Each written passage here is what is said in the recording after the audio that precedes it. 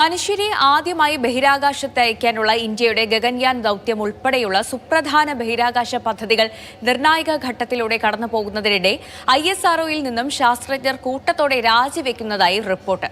കൊഴിഞ്ഞുപോക്ക് വർദ്ധിച്ചതിനെ തുടർന്ന് ശാസ്ത്രജ്ഞരുടെ സ്വമേധയായുള്ള വിരമിക്കലും രാജിയും നിയന്ത്രിക്കുന്നതിനായി പുതിയ വഴി കണ്ടെത്തിയിരിക്കുകയാണ് കേന്ദ്രം. എന്താണ് പുതിയ നിർദ്ദേശങ്ങളെന്ന് നോക്കിവരാം. ഗഗൻയാൻ ഉൾപ്പെടെയുള്ള നിർണായക ദേശീയ ദൗത്യങ്ങളിൽ ഏർപ്പെട്ടിരിക്കുന്ന ശാസ്ത്രജ്ഞരുടെ സ്വമേധയുള്ള വിരമിക്കലും രാജിയും നിയന്ത്രിക്കുന്നതിനായി നിയമങ്ങൾ കർശനമാക്കി മെമ്മോറാണ്ടം പുറപ്പെടുവിച്ചു. ഇനി വരുന്ന സ്വയം വിരമിക്കലുകൾക്കും രാജിക്കും പ്രത്യേക നിബന്ധനകൾ നടപ്പാക്കാനാണ് കേന്ദ്ര നിർദ്ദേശം. നിലവിൽ 120ഓളം ശാസ്ത്രജ്ഞരാണ് ISRO ഉപേക്ഷിച്ചതെന്നാണ് റിപ്പോർട്ട്. ഗഗൻയാൻ ദൗത്യത്തിന്റെ ഭാഗമായ LMB-3 റോക്കറ്റിന്റെ പ്രൊജക്ട് ഡയറക്ടർ, ഡോക്കിംഗ് പരീക്ഷണമായ സ്പേഡെക്സിന്റെ പ്രൊജക്ട് ഡയറക്ടർ, ചന്ദ്രയാൻ 3 ദൗത്യത്തിൽ സിമുലേഷൻ പ്രവർത്തനങ്ങൾക്ക് നേതൃത്വം നൽകിയ പ്രൊജക്ട് മാനേജർ എന്നിവർ ഉൾപ്പെടെയാണ് രാജി സമർപ്പിച്ചത്. ഇത്രമാത്രം പരിചയസമ്പത്തും കഴിവുമുള്ള ശാസ്ത്രജ്ഞർ പെട്ടെന്ന് പദ്ധതിയിൽ നിന്നും പിന്മാറുന്നത് പ്രൊജക്ടുകൾ നിലയ്ക്കുന്നതിനും ദൗത്യങ്ങളുടെ തുടർച്ചയ്ക്കും സമയനിഷ്ഠ നഷ്ടപ്പെടുന്നതിനും കാരണമായേക്കും.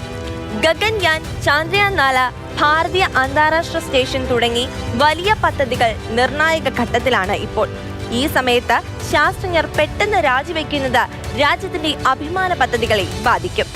പുതിയ നിയമപ്രകാരം ഗഗൻയാൻ ഉൾപ്പെടെയുള്ള പ്രധാന ദൗത്യങ്ങളിൽ പ്രവർത്തിക്കുന്ന group A scientific and technical ഉദ്യോഗസ്ഥരുടെ രാജി അപേക്ഷകൾ ഇനി മുതൽ ഒരു സാധാരണ ഭരണപരമായ പ്രക്രിയയായി പരിഗണിക്കില്ല.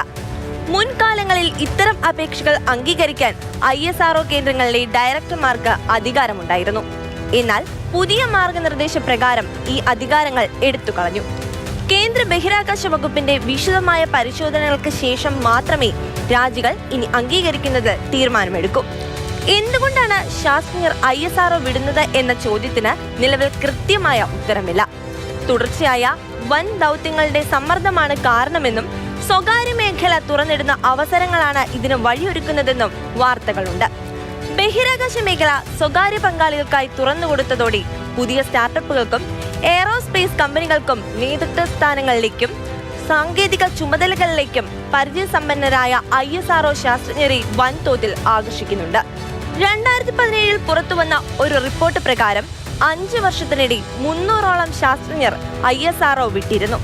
വൻകിട ദൗത്യങ്ങൾ വരിവരിയായി നിലനിൽക്കെ പരിചയസമ്പന്നരായ ഉദ്യോഗസ്ഥരെ സംരക്ഷിക്കാനാണ് സർക്കാർ ഇപ്പോൾ ശ്രമിക്കുന്നത്. ചട്ടങ്ങൾ കർശനമാക്കിയതുകൊണ്ട് മാത്രം ഈ പ്രതിഭകളുടെ ഒഴുക്ക് തടയാൻ സാധിക്കുമോ എന്നത് കണ്ടറിയേണ്ടിയിരിക്കുന്നു.